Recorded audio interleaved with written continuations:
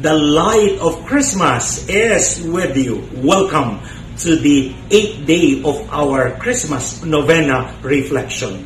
Our gospel today is the birth of John, the son of Elizabeth and Zechariah. He is supposedly be named Bar Zacharias after the name of his father.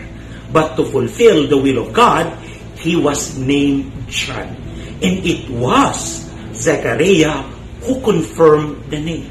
And you know, when Zechariah confirmed the name John, his mouth was open, his tongue was loosened, and he was able to speak God's blessing, not only for his family, but for the whole world.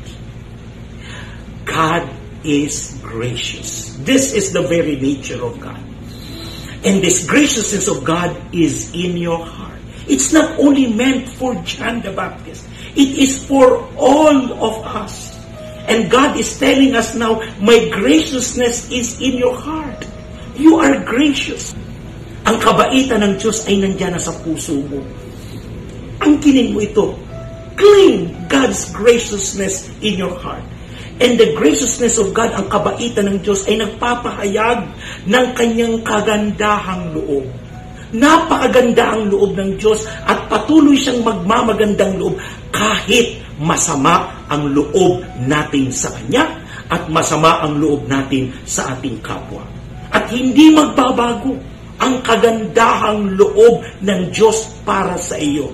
Ito'y magpapatuloy, hindi magbabago, is dumadaloy at masagana araw-araw ang kagandahang loob ng Diyos sa atin. And we are called to be the instrument of God's graciousness. This is what it means to be a Christian. To be a Christian is to be God's graciousness to others.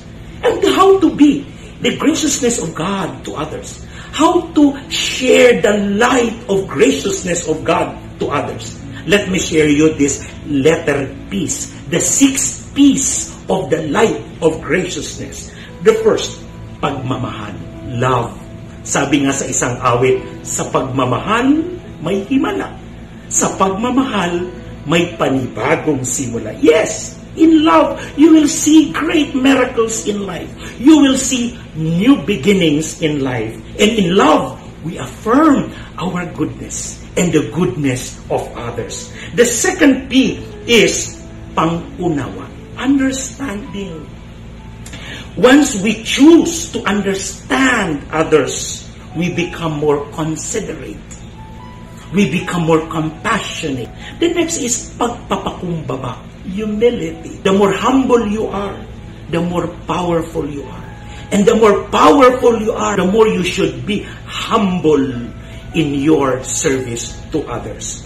The next is pagmamalasakit, caring. How many of us take caring in terms of formality?